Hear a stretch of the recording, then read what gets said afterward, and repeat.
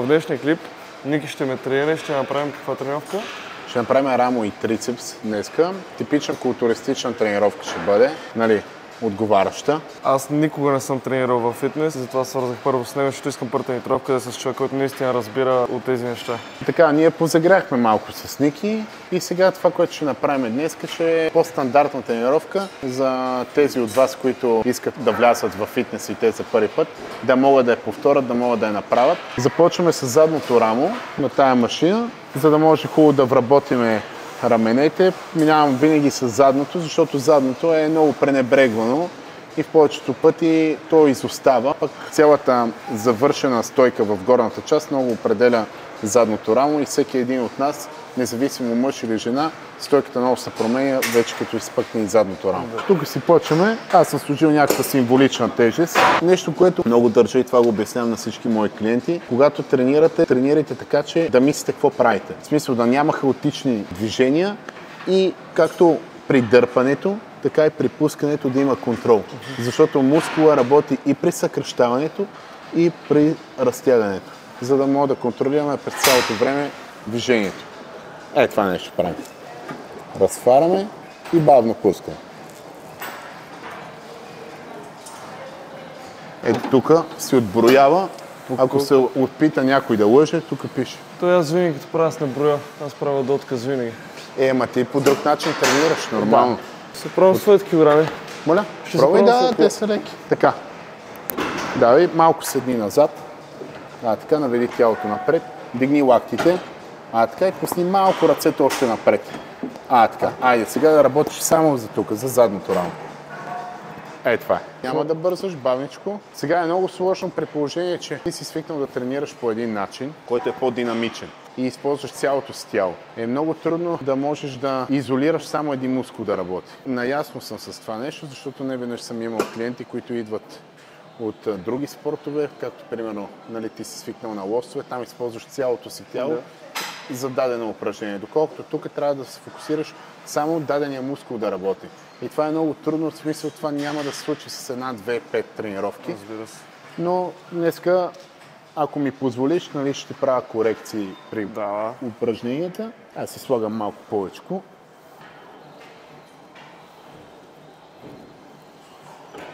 Много мъден в този. Има. Ще взема по-често да идвам тук. Идвай, ти си ерген. Чакай малко само. Ще ти намаля. Не, искам да правя скулпите. Искаш, добре, окей, действаме. Идвай, няма лошо.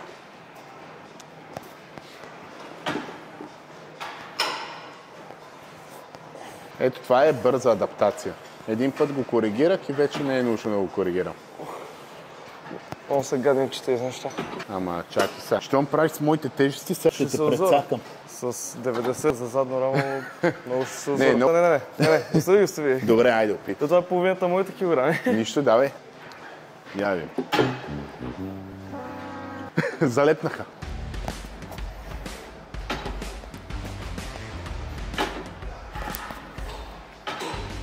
От сега усещам, че утре ще много ще реват мускули. Да, със сигурност. Първо упражнение.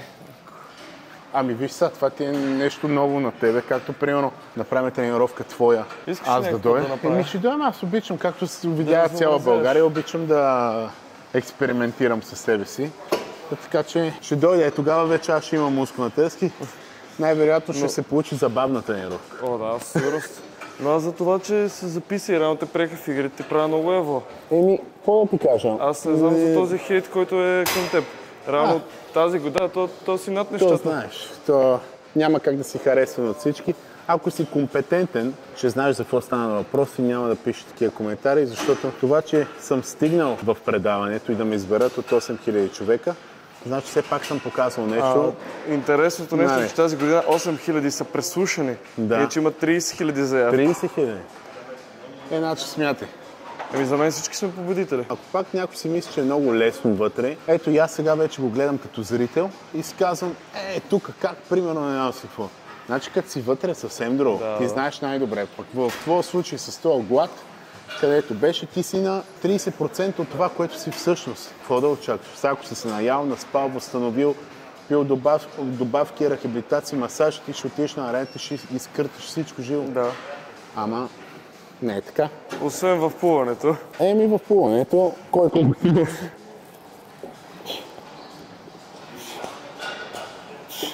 То реално аз заради това почнах да правя клипове в YouTube, защото първо, че не съм се доказал толкова много в игрите, защото не ми дава просто възможност, да. Защото аз знам, че съм компетентен в много неща. И искам, ето някой ден, да кажа на всички, примерно хейтери, айде сега, аз ще ви направя трасе, вие ще сте се наяли, наспали, всичко ще ви е перфектно, идвате и го правиме, да ви видиме. Няма кой да дойде. Това е въпрос. Защото много е лесно да пишеш коментари, но когато се изисква нещо да направиш, дали физическа активност, дали да свършиш някаква работа, да се докажеш пред обществото, че ставаш за нещо, тогава ги няма. Те хора, които пишат коментари. Аз направих едно предизвикателство, не знам дали го беше гледал. Примерно качваш се сега на кантара и си 80 кг. Слагаш штанга 80 кг и клякаш максимален брой повторения. И това предизвикателство го пуснах в социалните мрежи, който има желание да се докаже. И точно тези, както ти казваш, хейтери, нито един не качи клипче. Защо? Нали са добри, нали са можещи. Окей, аз не казвам, че съм влязъл в игри на волята с претенцията, че ще отида на финал. Далече бях от тази мисъл. Но вие казвате, че можете. Пробвайте.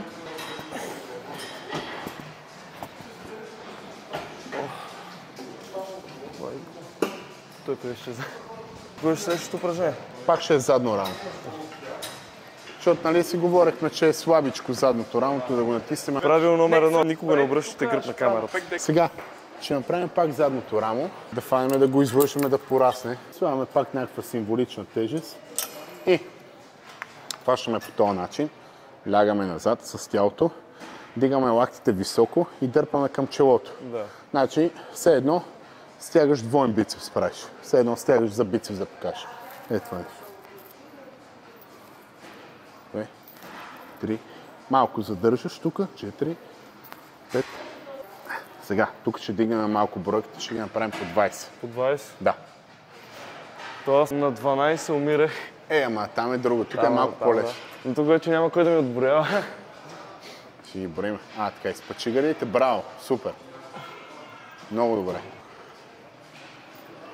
Оле, до отказ ли ще правим принципно? Сега не, сега правим 3 пъти по 20. Следващото упражнение ще е гадно. Ще е гадно, добре. На тебе нещо промени ли ти се приема след като извезна от игрите? Като ежедневие. Промени ли ти се? Мен ме зна с това, че не ме знаят.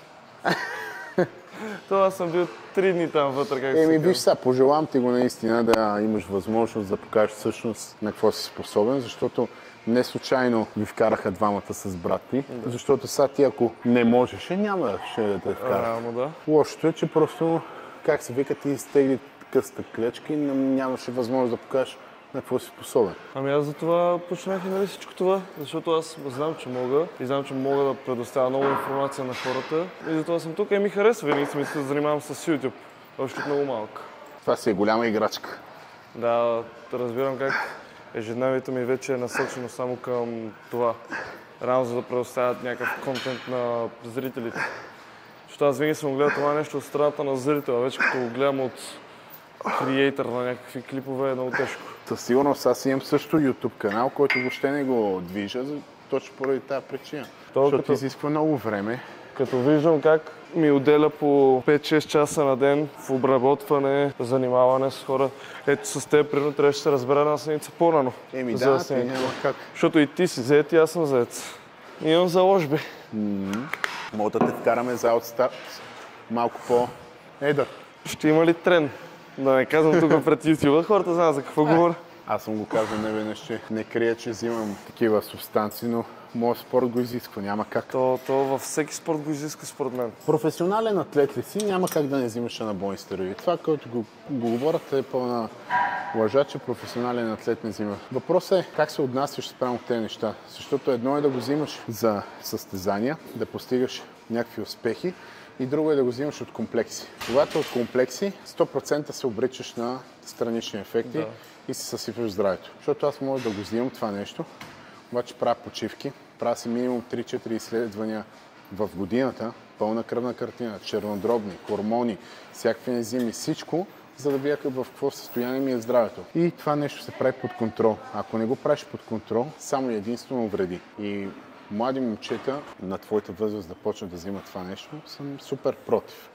Всички знаят, че аз с това нещо се занимавам, но никога не съм давал на хора, които са на такава крехка възраст, защото имат какво още да постигнат натурално, както се казва, до момента, в който стигнат до тези неща.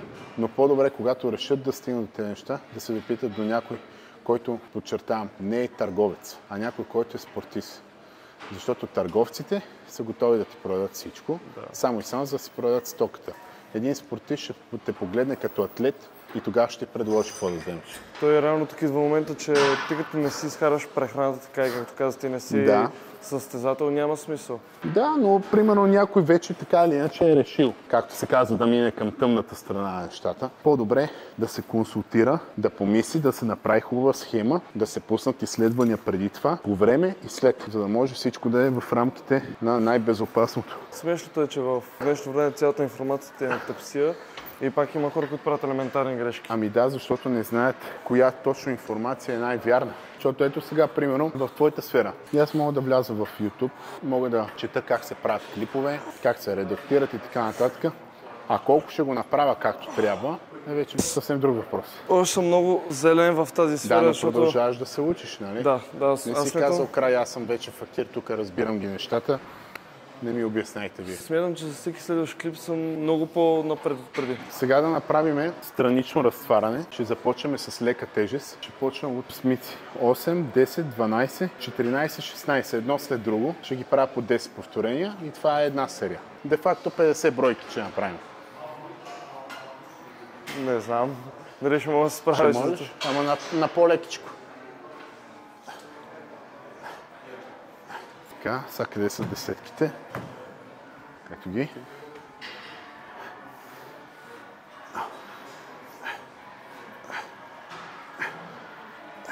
Така, са 12-ки.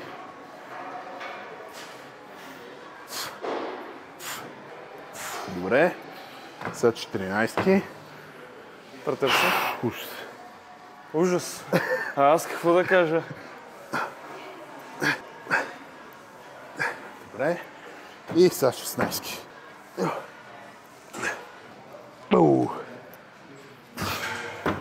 Аз... Може да почна с двойки. Ами, можеш, ако ги намериш. Ако ги намеря. Не, че нещо, ама някой момиче може да ги е взел. Някой е такава като мене. Знаеш какви момичета има направо, ми скриват шапката. По-големи ли са мен? Не, със сигурност. Има някои жени, които тренират много яко. Ето тук, примерно в тази зала, присъствах онзи ден на една жена, наистина много добре натренирана. 240 на лек прес. 240? 12 повторения. Аз съм 80. Жените са кораби, маните. Не, аз никой не подценявам. Ето ти четворки. Бебешките. Така, дай ги тук отстрани на бедрата. Отпусни малко. Айде. Ето това. Лактите трябва да са ти водещи. Тук от горната част се отпусни. Така, гледай само да не падат лактите. Винаги високо. Така. Добре, сега с четворките.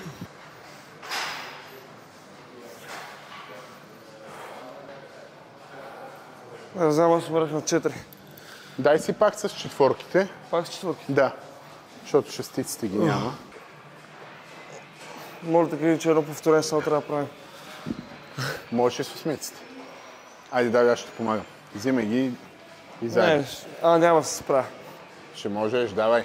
1, 2, 3, давай. 4.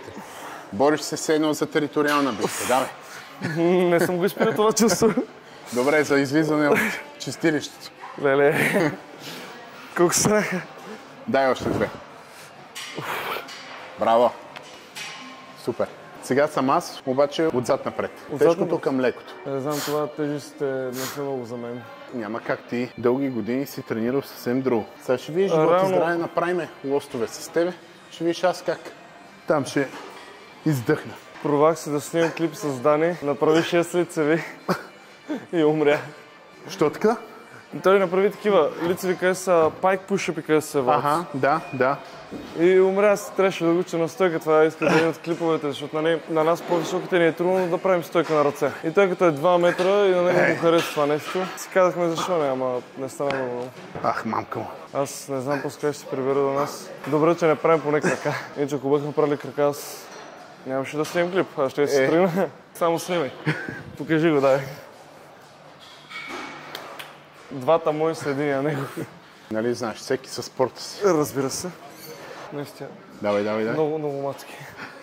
Не се разсейвай. Няма как. Аз затова тръгвам. Лосъка, там нямаше ни да се разсейвам. Викаш, ако ги нямаше тях, можеш и повече, ама... Ако нямаше, можеш отида до двойка, ама сега не. Това виж нормално е. Ти си на 20 години. И аз се впечатлявах преди. А сега не се ли? А и в моята професия всеки ден виждам жени по клинове. Уха. Така че... Професия мечта, ако ме питаш ме. Много е важно да не бъркаш нещата. Да си работиш и до там. Така, сега ще отидем да направим рамена. Моля те, без задно рамо повече. Не, няма, ние сега правихме средно. Сега ще направим тук с лост. Напред. Сега, почваме с това лостче. Дигаме напред, като гледаме лактите да са леко присвити, да не са така изпънати. И лактите малко да са пак по-високо, за да може, като вдигаме тежестта, да удари в рамото. В момента, в който лактите го свалиме надолу, цялото натоварване идва в предмишниците, в китката и почти не натоварваме рамото. Затова трябва да са ето по този начин. Ако на някому е трудно да го прави с лоста, може да опита с дъмбели, като дъмбела леко накланя тая глава на дъмбела надолу, за да може да акцентира в рамото. Ма ние сега ще го направим с лоста, защото до сега правихме дъмбели. Принципно ние лостаджи сме много силни на рамо, защото нали, се бутаме само с него. Да. Но човек, ти ме разби днес. Аз ще си дам сигурно 2 седмици почивка за след тази тренировка. Виж сега, друго е. Това да го обясним за хората, които не знаят. Мускула е изграден от бели мускулни влакна и червени мускулни влакна. Червените мускулни влакна, дигни лактите така малко в страни. Така. Да. Сега го усещаш по-в рамото, нали? Да. Червените мускулни влакна са мускулните влакна, които са за издръжливост. Така да го обобщим. Които са по-изразени при вас, както и при трениращите повече аеробен спорт с високо темпо по време на тренировка. Доколкото при нас културистите и тежките атлети, примерно силови трибойци и така нататък, се наблягат на белите мускулни влакна, които са експлозивност и сила. Най-добрата комбинация, когато червените и белите мускулни влакна се опиташ да ги изравниш 50 на 50, което е изключително сложно и това си е цяла методика, която трябва да си доста напреднал, за да можеш да ги комбинираш. В културизма горе-долу това търсим. Защото червените мускулни влакна са, по-лесно казано, релеф и така, примерно, да си по-издръжлив. Доколкото белите мускулни влакна е обема и силата. И за това, примерно, повече са ти развити червените мускулни влакна и ти, примерно, сега, ако ти дам този лост и го държиш ето така отпред, ти ще го държиш повече време, отколкото аз. Поради тази причина, че твоите мускули са по-издръжливи от моите. Аз мога да фана 100 кг и да ги фърла. Няма да имам проблем. Обаче 20 кг така да ги държа дълго време, аз ще имам проблем. Браво. Значи, ако искаш да ми го върнеш, правиш едно видео, в което ще ходим на лостове. Със сигурност ще ти го върна. Не, тук просто не е махт. Ми беше интересно, реално ти как тренираш. Защото много виждам в Инстаграм нещата, които кажеш, трансформацията на хора. И това много не стига, че ме мотивира да тренирам и аз повече. И виждам твоята работа, колко добре да наистина си я вършиш. Виж сега, то, както всяко едно нещо, изисква много време, много постоянство. Тези знания, които ги имам в сферата на фитнес, културизма и здравословното хранене, те са с години. В един момент, просто тук в България, тази информация, която се предлага, вече ми беше недостатъчна. Затова започнах да търся информация от други места. И с човека, който работи в момента, моят треньор, той е испанец. Той е в топ 3 от треньорите в света. Тази година негов състезател стана втори на Олимпия. Човек е от много високо ниво и от него черпа информация за хранене, за трениране, за медикаменти. Това са хора, които постоянно се усъвършенстват, защото фитнес и културизма, както всеки един спорт, и той се развива с времето. Примерно в сегашния културизъм няма нищо общо с културизъм преди 30 години. Уредите са други, медикаментите са други, добавките, възстановяване, упражнения, методики. Когато започнах аз да тренирам, имаше 6 методики на трениране. В момента са 16. Всичко се развива и ако ти не си в крак с моята, така казано, просто изоставаш. И хората, които тренираш, ти няма какво толкова да им предадеш. За една година ти ще си им предал целия си опит. И те стигат до едно ниво, което е застой и оттам насетне нямат никакъв прогрес. Според теб, кое е по-важно? Храната, съня или медикаментите, които човек взима? Ами комплексно. Едно от тези неща не може. Трябва и трите. Но примерно, има ли нещо, което изпреварва останалите? Яденето. Яденето. Храната. Храната е водеща и определяща, защото дори и да се счупваш да тренираш, има едни масни депа, които стават в областта, примерно на ханша и на талията, които ако не се подложиш на някакъв хранителен режим, балансиран спрямо целите ти и ежедневието ти, ще започнеш да се оформяш, ще почнеш да гориш от така казаното лесните, достъпните места за горене на мазнини. Но накрая си оставено коремче, едни паласки, които трябва да се изчистят, а те се чистят с правилно хранене. Сега отиваме да направим последно за рамо. Боц малко трицепс. Не можеш да почеш. Аз не мисля, че никога съм тръгнал толкова силен. Ама е готино, нали? Не. Готино, защото знаеш, че правиш нещо. Ето така се чувствах аз, когато за първи път отидох на кросфит, за да се подготвям за игри на волята. Първата ми тренировка на кросфит дигнах 205 пулс. 205? Да. Това си е. Щях да пукна там. Много хора започват рамото с това упражнение, но аз го оставям накрая, защото спрямо моите цели аз съм видял, че предното ми рамо е по-развито, отколкото задното, затова започвам отзад напред. Лактите ги вкарваме напред. Аз ги направих 20, вкарай ги лактите напред. Да, точно така. Така, за да мога да работиш за предното рамо. Защото ако изкараш лактите тук назад и вдигаш по този начин, натоварваш много ключицата и си помагаш повече с гърдата, горната. В момента, в който вкараш рамото тук напред, изолираш само предното рамо. Аз да взема да не щупя машината. Да бе, чупе, ще купат друга. Айде, това ни е последно за рамо и почваме трицепс. Ама то ще тренировка ли има? Да. На трицепса със сигурност ще си доста по-добре, отколкото на рамото. Повечето лостаджи, не и аз, защото аз нямам ген. В смисъл, аз и брат ми се вървиме слаби. Имаме някакви развити мускули, но не са толкова голями, колкото на повечето. И като гледам останалите лостаджи с големи ръце, голям гръб и не знам също какво, аз някаква щека пред тях. И на всичко отгоре двойно по-висок. И много се комплексирам. Да, вие сте високи и двамата. Защото...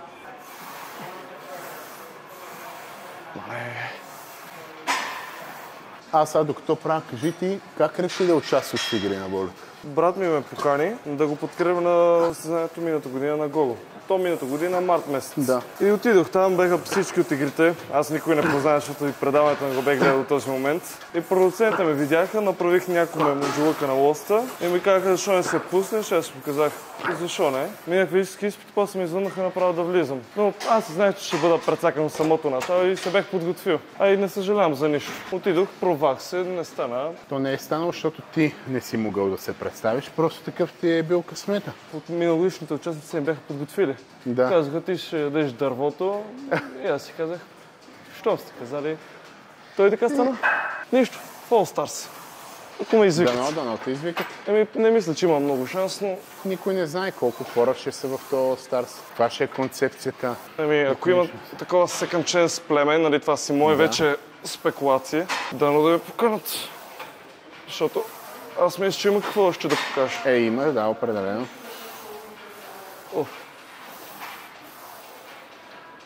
Обаче, това е макса за това. Дай сега слагаме. Слагаме още? Да, аз трябва последна да направя. Наистина? Може аз да пропусна? Добре. Имаше някъде. Това не е за всеки. Сега ще почваме трицепс. Не знам за теб, ама аз много отгладнях. Огладня ли? Какво хапваш след тренировка? Дюнерче, пица... Не се закачай, Ти мани майтапа, но ни взе лоста. Я ходи и го качи да го върна. Това го правим заради тебе. Отиваме при нея. Сводник, пълен сводник. По принцип, аз като тренирам, най-вече като съм в подготовка, не е тайна, че въобще не съм любезен с хората? Да, като тренирам аз. Които тренираш ти? Не, хората, които са в залата. Аха. Когато съм в подготовка. Защото, примерно, това много малко хора го знаят, но когато тренирам и съм в подготовка, тренирам по часовник. Всяко едно упражнение с определена почивка. Примерно 45 секунди, 50 секунди. Телефона тогава не го пипам, не се заговарям.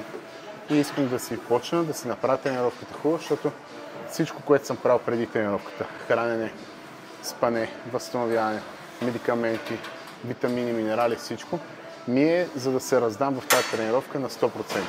И когато някой по някакъв начин ми пречи това нещо да го направя, аз де факто не си върша работата, защото моята работа е това, да съм състезател. Ще влизаш ли пак в състезателна Ами форма? живот и здраве да чупна на дърво. Да, сега съм започнал вече лека по лека да захранвам и от началото на следващата година, януари, там сега ще видим точно коя седмица, ще започна подготовка. В Англия има едно състезание. Значи да знам да не те търси тогава.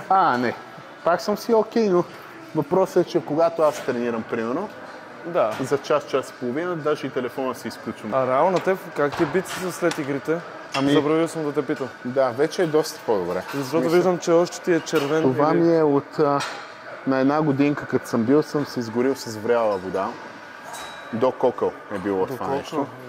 Защото още на първи ден, реално, като влезнахме вече останалите двойки, аз те гледам и викам на този човек нещо му е станало. Да, той изглежда наистина, че е приясна контузия или белек, но всъщност е на доста години вече. Пускай още малко нагоре, за да имаш повече разтягане на трицепса. Така. Изпънал ли си кръста? Изпъни го да имаш по-добра опора. Така. Понеже всяка година влизат такива бодибилдъри, стронгмени. Какъв съвет би им дал на следващата година на участниците? Разберат ли, че имат възможност да влязат в игри на волята, спрете с спорта, с който се занимавате до момента. Защото трябва за този кратък период от време, който имаш, да кажем там 3-4 месеца, трябва максимално да се опиташ да си направиш мобилна мускулатурата.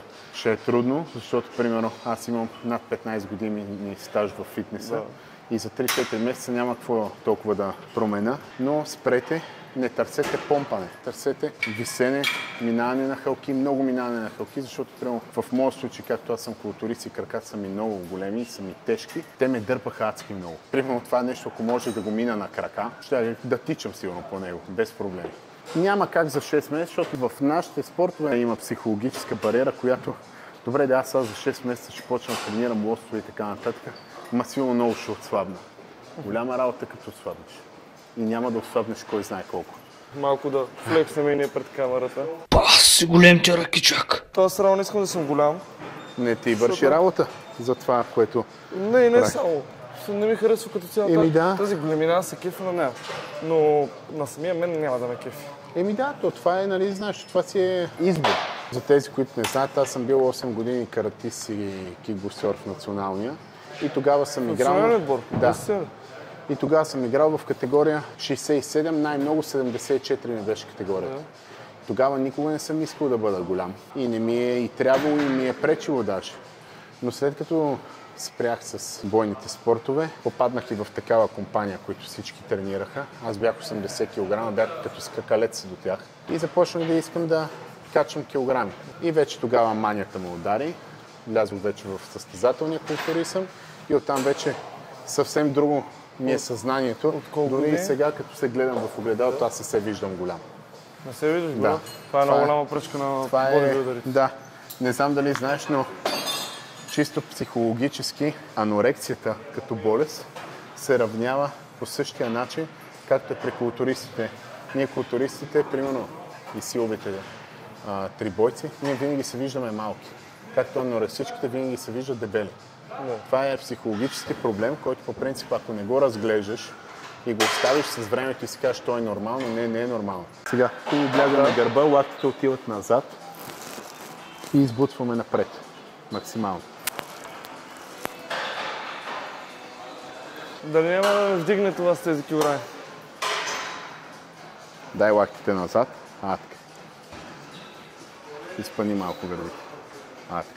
Прибери ги лактите на така. И хубаво избутваш напред, за да можеш да заключиш лактите. Обаче тя докато правиш, ще си взема ластика, че го забравих някъде. Добре. Не съм аз, ако не забравя нещо просто. Вчера тръгнах да записвам клип с Крум, забравих си микрофона. И се връщах до студентски да си го вземам. Ей, Да, аз так му бях пред Рекса. ужас. Бабничко е така да боли. С по една ръка. Ама тук вече работиме с по-лекичко. Слагаме Моля, ръката е тук отпред и само изпъваме в страна. Моля да кажи ми, че това е последното. Да, последното. Изморих се много. Няма да беше. В момента не съм много, в смисъл стриктен съм си, тренирам си тежко и да отбележа, че в момента не взимам препарати, защото искам да си изчистя организма, като започна подготовка, вече да го започна на чисто в перфектно здраве. И в момента използвам само хранителни добавки, които да ме възстановят по някакъв начин. А ти реално след игрите имаш ли някакви проблеми с здравето? Освен ръката, нямах. Нямаш. Чак само да те коригирам. Така, прибери. Да. Така ръката, изпъни гърдите. Айде, това е, да. Ако държа така? Може. Имах проблем с ръката и то проблема с ръката беше много сериозен, защото това нещо, което се случи с бицепса, се случи още на първата игра. Оттам насетне всички там 20-25 игри, които съм играл, бяха с контузена ръка. За да не натоварвам бицепса, аз натоварвах много предмишницата и задното рамо. И де-факто след игрите, като излязох, първо имах частични разкъсани мускулни влакна на бицепса на две места. Отделно бях направил тенис лакът, голф лакът и възпалено задно рамо. Де-факто тая ръка беше отнеми повече от 2 месеца да може тая ръка да започна да тренирам с ластици. Първо започнах така само да я раздвижам без нищо. После започнах ластици, лека по лека започнах с леки гири и вече да чукна на дърво си позволявам да тренирам яко с нея. Перфектен си. Перфектен. Ако така всички новобранци се справят в фитнеса, ще имат много бързо резултат. Въпросът е, когато тренираш, да не тренираш само с мускули, влагай мисъл в това, което правиш. Ето, примерно сега на 2-3 пъти аз съвсем леки корекции ти направих на лакти, на такова. И ти знаеш за какво работиме и оттам насетне ти, като правиш упражнението, ти мислиш за това, което искаш да натовариш. Не ги правете така хаотично, колкото да се мине движението. Ако мислите, че не правите нещо както трябва, няма срамно, по-добре попитайте някой да ви обясни, да ви каже, да ви покаже, отколкото да си губите времето и накрая нищо не става, губиш и мотивация, губиш време, губиш пари. За какво? За нищо. По-добре питай. Да ходим да ядем се. Айде. Едната зала, в която водя тренировки е тази, която снимахме тук, в Wise Premium в Grand Hotel Millennium. И другата зала, в която водя тренировки е Спортен център Европа в Дружба. И сега, понеже след 40 минути ме чакат клиентите, съм до 8 вечерта чак. И затова ще пропусна хапването, може би ще пина там един протеин, ще плъвна някоя вафла нещо. И това ще е, но това пък не ни пречи да седнем някой път специално да хапнеме. Знаеш, аз имам едно заведение, което си ми е любимо. Там ще ви покана, ще седнем, ще хапнеме. Със сигурност ще трябва да направим. Добре, хора, значи ще оставя линк към инстаграма на Ники долу в описанието. Ако имате някакви въпроси и искате примерно той да ви тренира, се обръщайте към него. Много ви благодаря за гледането. Харесайте, абонирайте се и напишете задължително коментар. Благодаря. Благодаря и аз.